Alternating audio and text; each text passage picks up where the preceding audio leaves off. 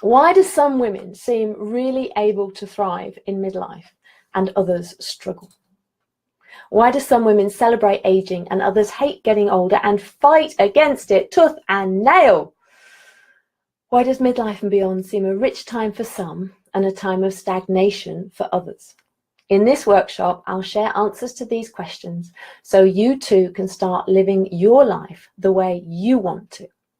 Midlife is not the end of meaningful life, despite what society may imply. It's when life starts to get really interesting. Hello, my name is Rachel Lancaster and I'm the founder of the Mutton Club, which is a global community for women in midlife and beyond. And I'm also the founder of our signature membership program, which is called Mutton Mastery. Welcome to my new workshop series, Midlife Jumpstart. So in this workshop, we're going to have a bit of fun. I'm going to introduce you to your vibrant and fulfilling midlife. That's what I want for you. And I'm going to encourage you to rethink how you view midlife and aging in general. Hopefully get you to take back control of your narrative so that you're not living the narrative that society expects you to live, or feeling that, you know, the external narrative is more important than your own personal one, and get more of a sense of direction and purpose in life, because that's what we all want, isn't it? I know that's what I want. So as we go through, please feel free to ask questions as we go along. Say hello, tell me where you're watching from, let me know what you think about what I'm saying, if you agree, if you disagree. This is a workshop, this is not a lecture, so I would love to know what you think, and I'd love to get your input, so please tell me what you think. If I don't get to questions as I go through, I'm going to try and have some stopping points during the workshop when I check comments, but I know there's always a delay on the comments, and I'm getting used to waiting for the comments to come in and then for me to actually see them, because there's always a bit of a delay there with Facebook. But first of all, I'm just going to check, can you hear me all right? Can you see me all right? Is the sound all right? If anybody would like to tell me in the comments, just let me know that it's all working and it's all fine. That would be really helpful. Thank you. So I'll try and answer questions as we go along, but I'll also circle back at the end. And if you're watching this on the replay as well, I will go back through comments. So feel free to ask questions if you're watching on the replay. That's all wonderful. So, Enola says, hi Rachel, I'm joining you from West Mersey in Essex. Wow, hi Enola. And Janine says, looks and sounds good. Thank you very much, Janine. So it's all right. Great. If there's ever a fuzz on the line, do let me know. Okay, but that's great. Thank you very much. So what I want is that, you know, if you are feeling as if you're lacking in confidence, or perhaps you're feeling a bit lost in midlife, and you want to feel more comfortable in your midlife skin, then stick with me, because you're going to discover how we can actually dream big and flourish. Maybe you're feeling more comfortable than you have done for a while, but perhaps you're not feeling as fulfilled as you'd like to feel. Well, either way, stick it with me and we'll talk about why it's important to get some of these issues sorted right now. So I ought to explain what I mean by mutton and why I set up the Mutton Club. To people that are new to me, or perhaps, you know, if you're not in the UK, there's a phrase in the UK called mutton dressed as lamb, and it's rather a mean way of pigeonholing older women, of sort of putting them in a box and saying, you know, you're not supposed to dress like this or be like this, or you're supposed to be a certain way and behave a certain way, and I'm having none of that. So it's a way of describing an older woman who's trying too hard to look younger than she is. So I'm turning all that on its head, basically, with the phrase Mutton Club, and I want it to be something we can be proud of, really proud of, not ashamed of. So I'm just turning that completely on its head. But this putting older women in a box, you know, there's quite a lot of linked into misogyny there as well, and sexism and ageism and all of that put together. So I set up the Mutton Club to challenge all of that. And I'm really, really fed up of the prevailing narrative that it's all downhill from 40 or 50, because that is a load of bollocks. It's complete rubbish. So I'm challenging the status quo, and I'm changing those nasty stereotypes. And I genuinely believe that it's about time that we midlife women, we stepped forward and we said, enough is enough. We're not having it anymore. I genuinely want to do that. I'm on a sort of mission to change how we perceive ourselves and how society perceives us. And I want both us and society to see our value, because by heck, we have a lot of it. So in the Mutton Club, one of our mantras is mutton dressed however the hell I like. And that's a fun take on it. But it's actually quite serious, because it's all about how society treats us as older women and about how we respond to that prevailing narrative of negativity, and sometimes how we internalize it, and then how it limits us. So, is everybody all right? Here's Anne-Marie. Hello, Anne-Marie. Good to see you. So you can still, I'm guessing everything's still all right with the sound and everything. So, I want you to be able to, from this workshop, I want you to be able to start living your life the way that you want to, not the way you think you ought to live it. I want you to be able to take back control, and I'm going to share some ideas for how you can turn around your own well-being and give your midlife a real jump start. It's all part of the foundation that's very worth building in midlife, and that's what I've done, basically, and I'll tell you a bit about my story in a bit. But it's about building that platform in midlife, pausing and working out, what it is that we really want, so that we can launch ourselves into the exciting second half. Because life expectancy, if we look after ourselves, we can expect to have a long, healthy life, hopefully, if we're in good health. And it's important that we make the most of it, I reckon. So before we dig in, I just have a word of warning. And not paying attention to this will virtually guarantee that you stay stuck and drifting through midlife rather than grabbing it by the horns and thriving.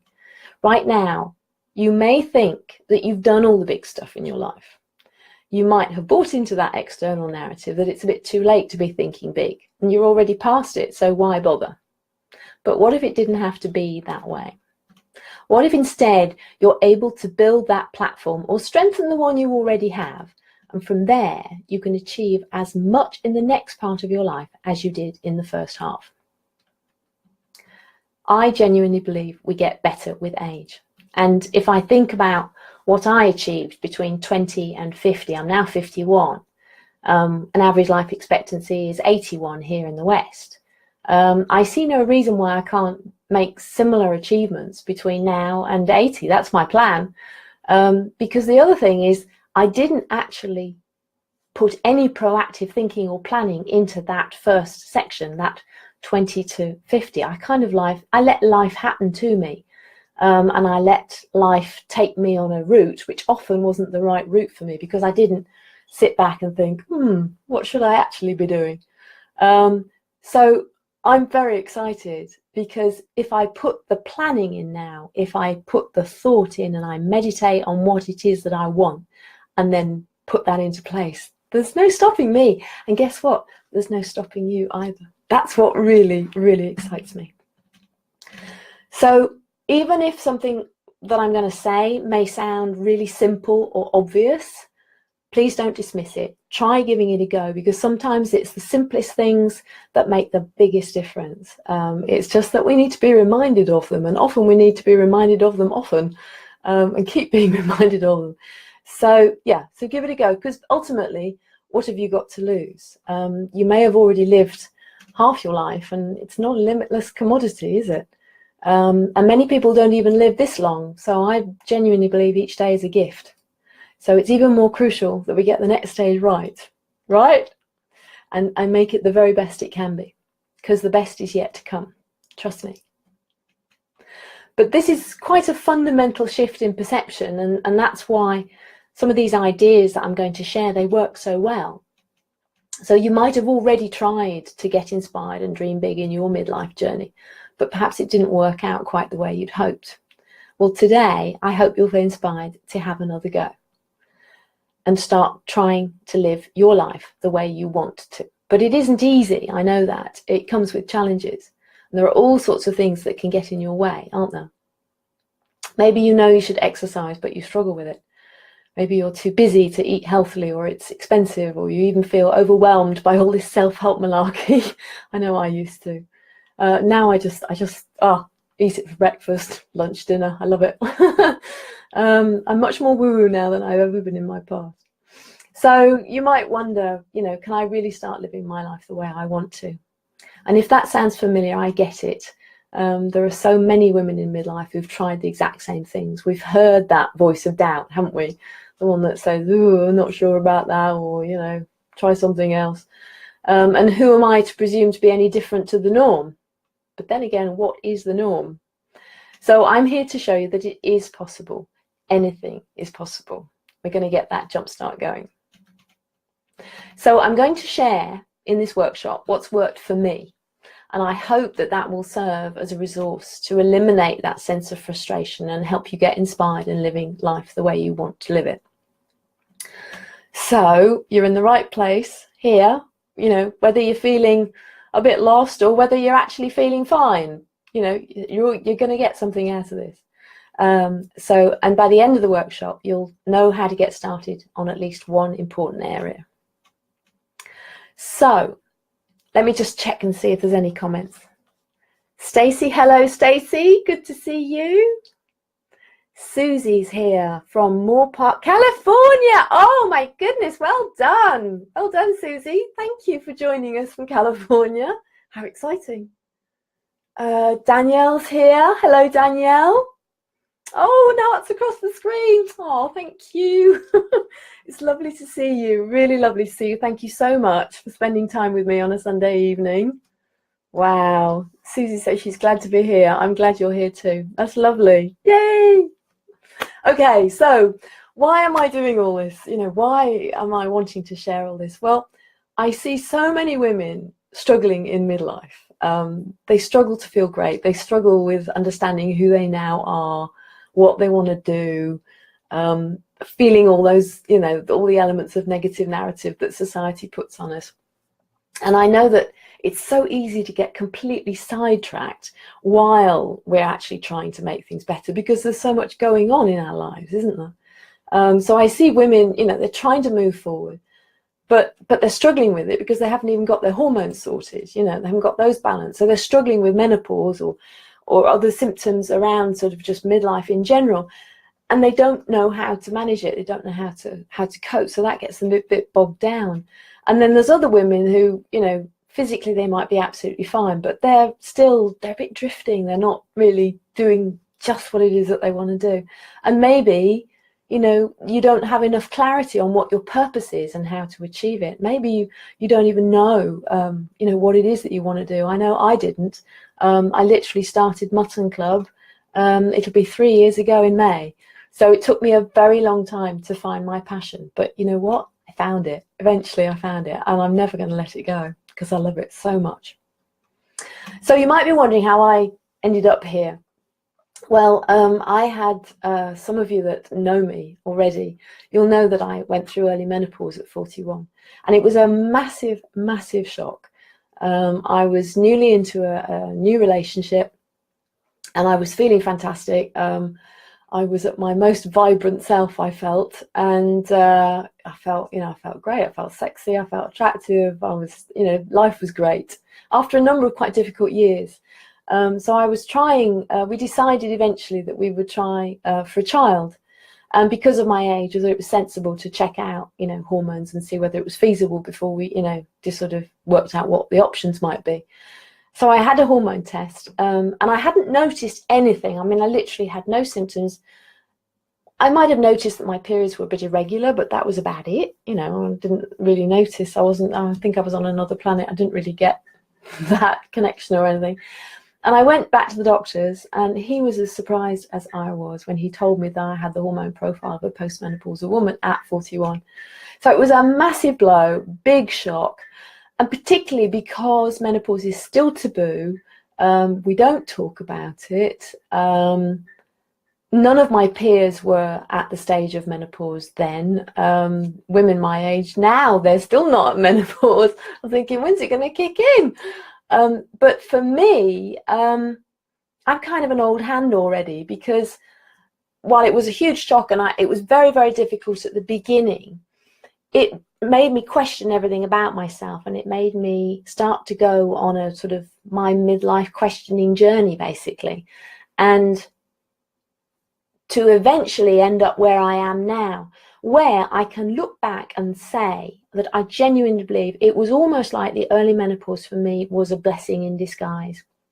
Because now at 51, which is normal menopause age, I feel I'm in a position to help women who are going through menopause now and say, it'll be all right, it'll be fine, you'll be fine, because I'm fine and it's okay. So that's what I wanted to do. I wanted to help other women who are struggling with menopause. And when I created the Mutton Club, it was really scratching my own itch because I couldn't find any information out there. Though I didn't find, resources. There was no community. So I built the community that I didn't have, and I built the resources that I couldn't find. So that's my story. But now I know that menopause and midlife is actually an opportunity. It's like a natural staging point in life, I feel, for us to have some introspection and some reevaluation and really work out what it is that we want from the second half of our lives, and to indulge in the business of being us. Because you know what? Post-menopause, we have a different hormonal profile. And I love that. I really love it. My husband, he became my husband. He would probably say I was still very emotional, and I think I am because it's my personality. I feel stuff. I really feel stuff. But when I'm emotional now, it's not driven by hormones. I'm not doing that, monthly cycle hormonal sort of all over the place.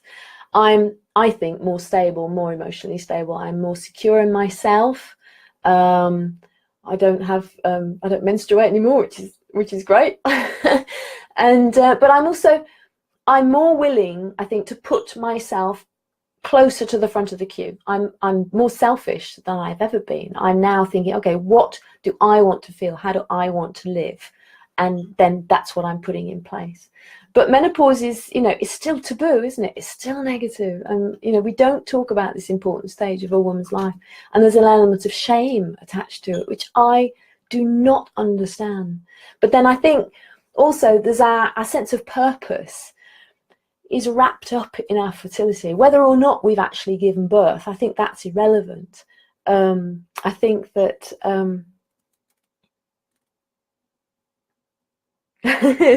well, I just caught some things going across the screen. There's some interesting. I was a flower or something. I've never seen a flower go across the screen before. That was very nice. So yeah, but we don't lose our beauty as we age. It evolves. We don't have less to offer. We have more. We have all that wisdom and all that experience, and we shouldn't be slipping into the background. We should be coming forward and standing center stage. I genuinely, that's what we need to be doing. So Mutton Club was also my empty nest strategy. My son left for college just last summer, and I knew I needed to have something that I was passionate about so that I wouldn't drain him, and that I wouldn't worry about him, and that I wouldn't, my focus wasn't all on him. Because in the past, I've always tried to fit into other people's boxes just to earn my daily bread. And I've, but now I'm really learning to speak my truth to the world, and it's become my dream occupation.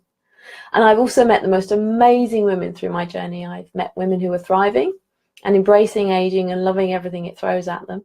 And I've met many women who are struggling to make sense of it all. And lots of women who are one thing one day and one thing the next day, because that's me, basically. We all have our doubts and our worries, don't we? It's not perfect, but life is a lot better now than it's ever been for me. And that's what I want for you too. So it can be a glorious opportunity to get straight on what you want. And it needn't cost a lot of money. It doesn't need to be difficult at all. But it will take some effort and some, work. Not hard work, but it'll take some effort to make changes. But laying the groundwork now will lead to a more fulfilling life down the road. So I'm a very different woman now than I was 10 years ago, and you can be too. I eventually realized I had to change if I was to bring about change in my life. So let me just have a look at the... Janina says she's just joined. She's so pleased. Janina, that's lovely. Thank you. Susie says, Oh my God, I can listen to you live while I'm driving. I love technology. Don't worry, I'm driving safely and not watching. Oh, good, Susie. See, I feel stuff. You've sensed that already, haven't you, Susie? I don't want to be worrying about you driving. Oh. So Emily Gale says, just as we get to self-actualization, people who have vested interest in keeping the status quo will try and keep things the way they are. Yes, and that is going to be something that I will be touching on in the workshop series. I don't think it's not in today's workshop, but it will be because, yes, there will be more workshops. So there will be Tuesday night, Thursday night, another one on Sunday. It's going to be all week. It's very exciting. So it's a real jumpstart. And yeah, so that is a big issue, that when you start making changes, it can be difficult for those around us when we start challenging the status quo. But we'll be talking about that a bit later on. So it's wonderful. It's lovely to see so many of you here. Yay! Thank you. So once I got past my own internal objections and I began investing in myself, that's when I started to see really massive growth. And you can too. But what I want is that you get there faster and with less effort than me, because, you know, it's taken me 10 years and a lot of soul searching, but I know what we have to do now. So I want you to be able to get there much faster and more easily than I did. And I was able to dream big and jumpstart my midlife, and you can too. So everything I'm going to share with you is what I follow to create a vibrant and fulfilling life. And hopefully you'll be able to do it too, with less stress and much more fulfillment. So I'm going to share how I jump-started my midlife. Just pop over here. No, we're all right. No questions? No? Okay, so what was the major thing that I did that was actually so simple, but made such a massive, massive difference? I learned to believe in myself. I've learned to value myself as an older woman. I'm not at all embarrassed about getting older. In fact, I'm relishing it. So I'm a huge fan of a woman called Ashton Applewhite. You may have heard me talk about her before. She's an anti-ageism activist, and she's got a brilliant, brilliant TEDx talk. So go and watch that if you can. But she is challenging everything about how society responds to older people. And she has a wonderful, wonderful quote that I try and live by, basically. And it says that I refuse to acknowledge that this version of me now is in any way inferior to versions of me that have gone before. I think that is so powerful, because we get better. We just get better, you know. And that's so, so important to realize. It's not about decline. There might be, you know, a period at the end of life, you know, well, there will, where we decline. Yeah. But until that stage, we can go on getting better. So, for example, you know, I'm fitter now than I've ever been because I put the effort in, I put the work in. I wasn't a great beauty in my youth. I wasn't, you know, wasn't bad looking, but I was nothing special. So I'm quite happy with the way I look now. I don't feel as if I'm losing my beauty. I feel as if my beauty is evolving, you know, and I'm very appreciative of that fact. I have good genes where the hair comes because this is my mother. My mother at 83 still has some colour in her hair. That's unbelievable, isn't it? So I'm very lucky on the hair front. But, you know, it is what it is. But I am not buying into society's narrative that I lose my value, that I lose my beauty, that I lose my relevance post-menopause or as I get older.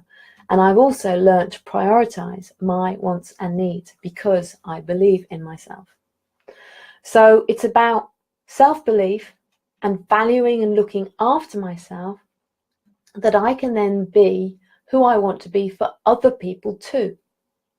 I'm a better mother because I have my own son, my own life rather. My son, he's very, very independent, and he's gone off to college, as I told you, and he's gone to the other side of the world. and I miss him terribly.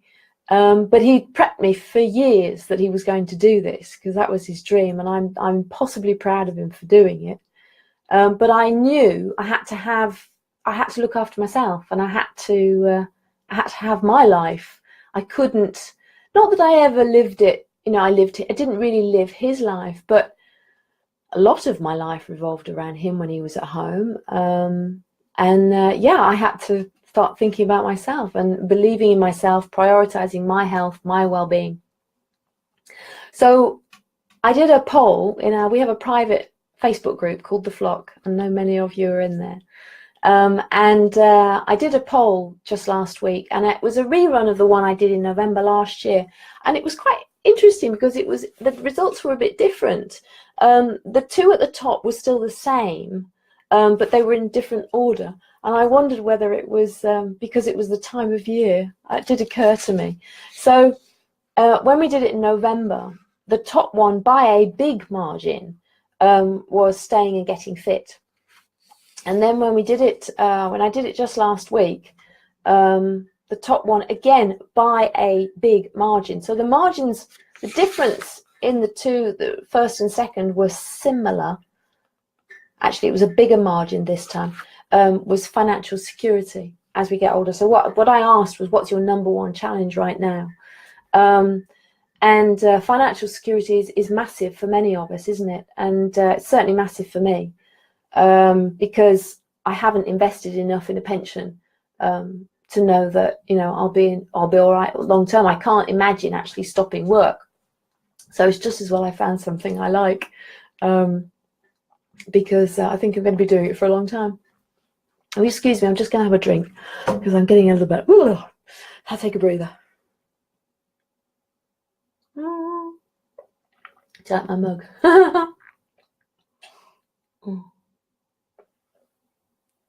Okay.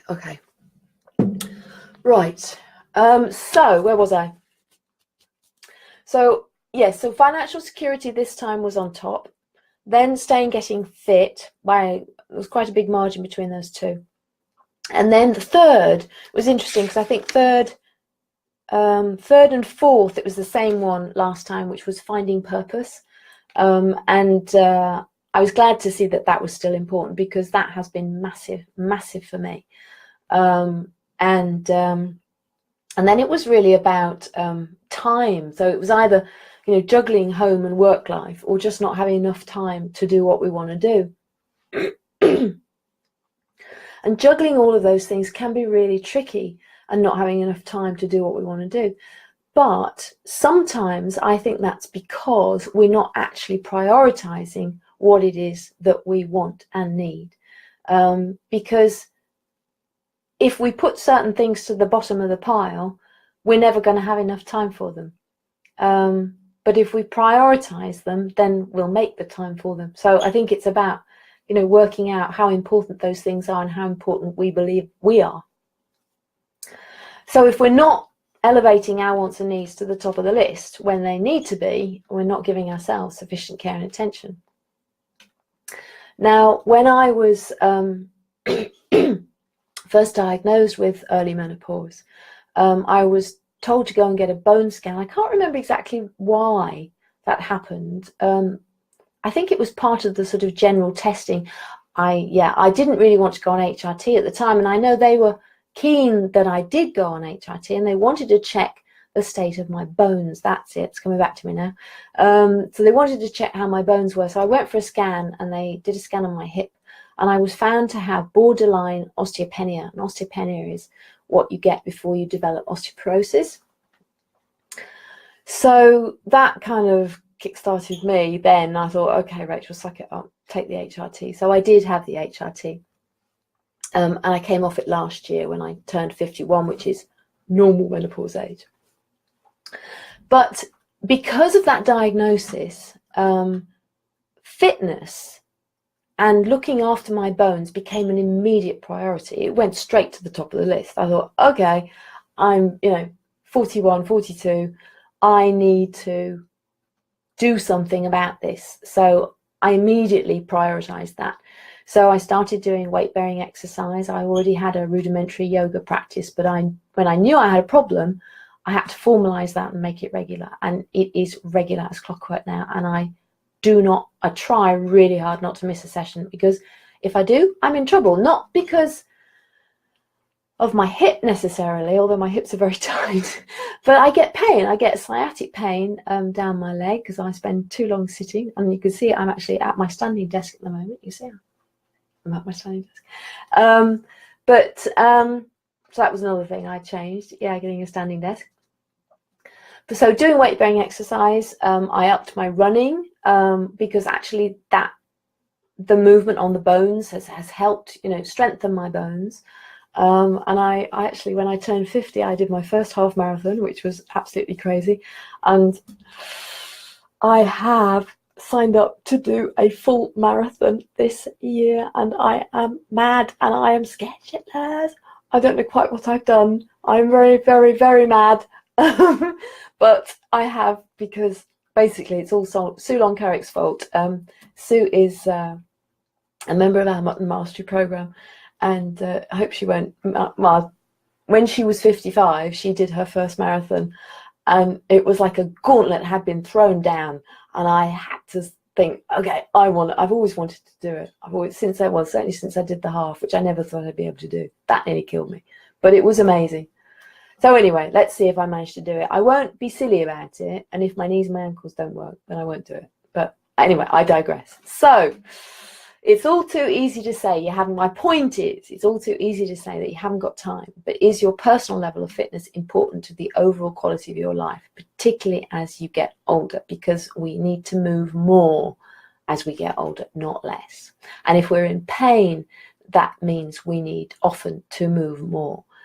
So sometimes I will have been in pain in the past, and I thought, oh, I don't want to go for a run because I'm in pain. But then I've gone for a run, and guess what? The pain's gone.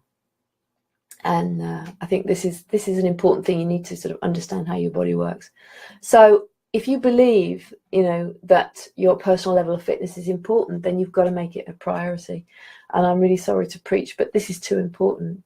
You're too important. So fitness is really, really high up in terms of the changes that we need to make in midlife.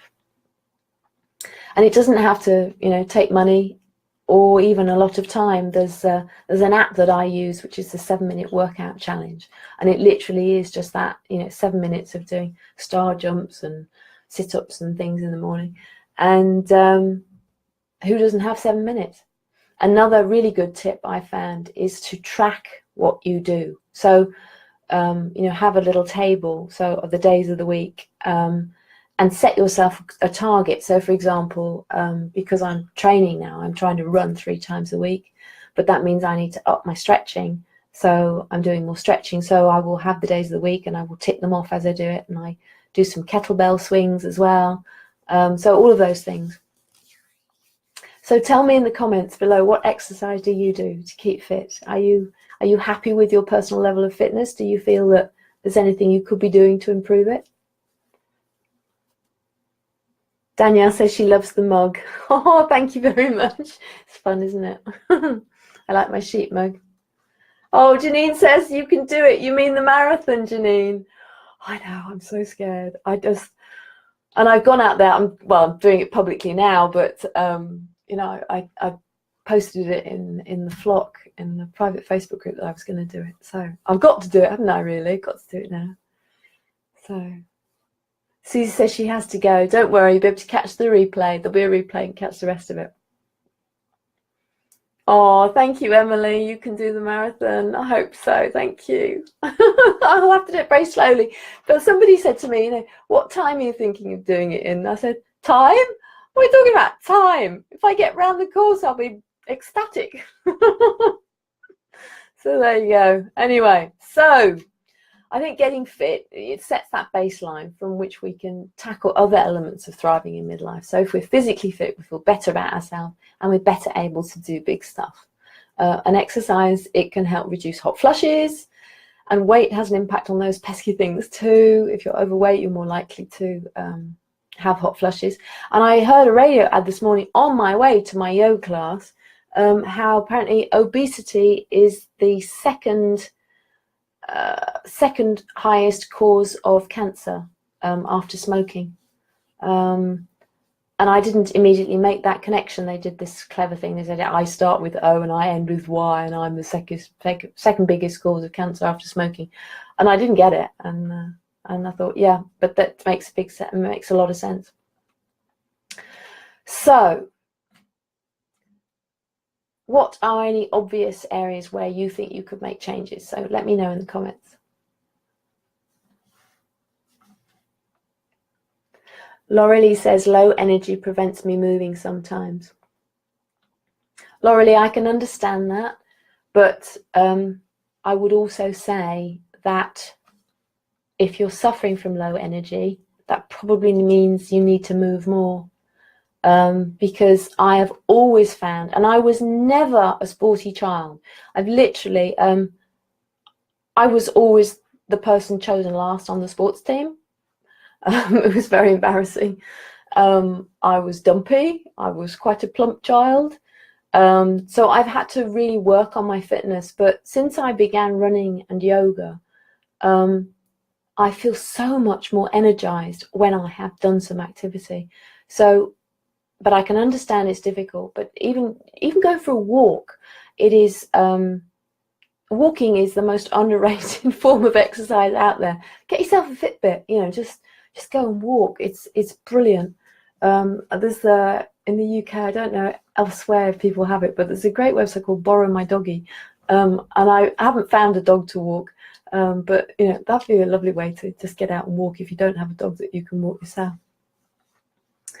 So Janine says, staying fit, super important. My mom is 77 and she has exercised her entire life. She's in much better shape than her friends. It makes a huge difference. I'm going to say this wrong. Peloton. It's probably Peloton, isn't it? Is that right? Fanatic and love yoga. I'm a yoga fanatic, and I'll tell you another story. My husband, he's a little bit older than me, and we've been together for 11 years now, and for 11 years I've been telling him to go and do yoga, and for 11 years he's been getting stiffer and stiffer in his shoulders. His work is very sedentary, it's very focused, so he's working like this all the time, he's trapped in the box, you know, his body's in the box. And eventually after Christmas I managed to persuade him, his sort of New Year resolution, that he would go and do a beginner's yoga class. And he's done, I think, three classes. He's got 6 to do in total. I think he's done either 3 or 4 already. And the other day he said to me, I just thought I'd let you know that my pain is a lot better since I started doing yoga. And I looked at him and it was like, yes! So don't be like my husband. Don't listen to me. Don't take 11 years. I'm passionate about yoga, but I think you do need a teacher to get you started. But there are so many videos and courses that you can do at home. But once you know the basics and you know the importance of alignment, and not forcing stuff, that's the key thing. Because when I started, I had problems with my knees, and the reason I had problems with my knees is because my hips were so tight. So I've worked on opening up my hips, and now I don't have problems with my knees. Who'd have thought? But these things are all connected, and but yeah, yoga is wonderful. So don't be like my husband. If I say go and do yoga, go and do yoga. Okay, I'm preaching now. So Wendy's joined. Janina says hi, Wendy. Hello, Wendy. Hi, Wendy. Okay, so the other thing that is incredibly important is accepting and learning to love this new older version of ourselves. So we might be able to up our fitness and sort out a great diet, but unless we learn to accept who we are now and embrace all that we are now, how can we move ahead to big personal growth? Many women fight the aging process rather than embracing it. They're stuck in the negative perceptions associated with women and aging, that insidious aging and sexism, narrative that I talked about earlier, but this time directed against themselves. Are you ageist against yourself? So hands down, this is the most important key to growth for women in midlife and beyond. If you can't deal with your own negative thoughts about yourself and aging, then you won't accept yourself and move ahead to big personal growth.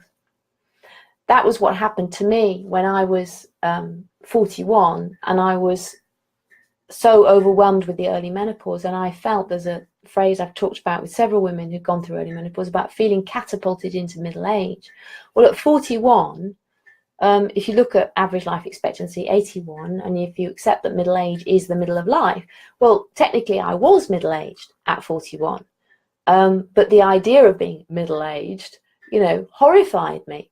But that meant, looking back now, I can see that at 41, I was being ageist against myself at 51, because that's normal menopause age. That's the age when I should have been going through menopause, not at 41. So ageism is prejudice against your future self. And increasingly, I think, as we get into midlife and we're listening to the narrative, and you go into a card shop and you see the cards saying, it's all downhill from here with age 40 or age 50 or whatever it might be, that we begin to be ageist against ourselves. So in the next workshop, we're going to look at how we can not be ageist against ourselves, and how we can change the narratives, how we can celebrate aging rather than being defined by it. So how do you accept and believe yourself and move ahead to personal growth? That's exactly what I'm going to show you in the next part of our workshop.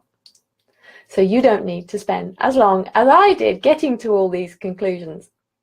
And I'm going to introduce you to stories of women like you and me, like Jill, who went through dreadful depression in menopause, but is now an entrepreneur. She lifts weights, she enjoys dancing, and she has osteoporosis, but she doesn't let that stop her.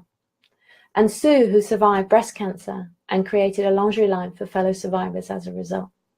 Both took adversity and created something amazing. I'm also going to give you a framework for thriving that you can download and use as an ongoing reference and tool to really get that jumpstart going.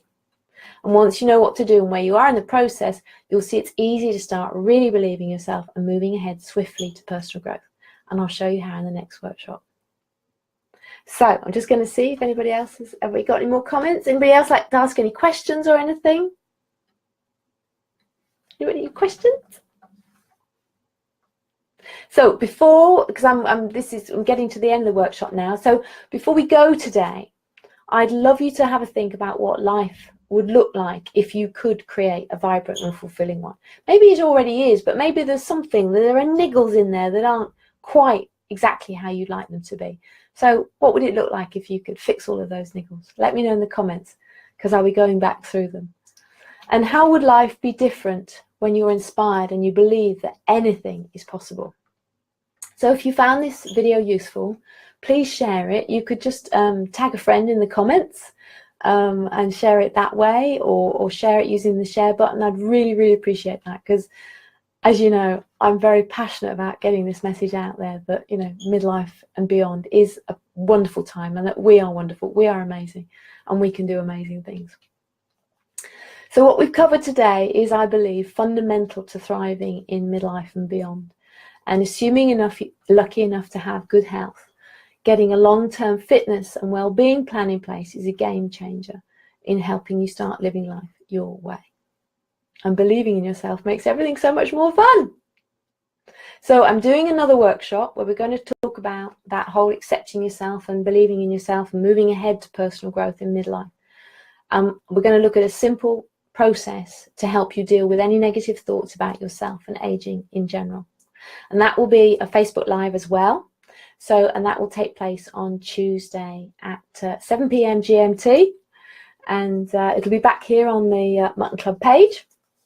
And there'll be a replay as well, so you can always catch it later. But I look forward to chatting to you all again then. So I'm just going to check and see if there's any other comments. Oh, thanks, Claire. Put a bit of lippy on for you. You made an effort today. Emily says, thank you for joining me. Thank you for spending time on a Sunday with me. I really, really, really appreciate it. And Danielle says, lovely to listen to you talking so eloquently about your experiences. Oh, thank you, Danielle. Danielle has been incredibly supportive of the flock. She's invited all her friends to the flock. It's lovely. So if you're not in the flock, by the way, come and join us in the flock. It's our private Facebook groups where all the cool gals hang out. We have a lot of fun in there. And if you have friends that you think would appreciate being in the flock, invite them, which is what Enola was doing earlier today, inviting all her friends. So thank you. I really, really appreciate the support. And Janina says, great. And I've got a thumbs up from Enola. And brilliant. Okay. So I think I'm going to sign off now. Thank you very, very much for spending this time with me. I really do appreciate it. And I hope you'll be able to join me again on Tuesday night, where we're going to talk about some more juicy stuff. So until next time, thanks very much.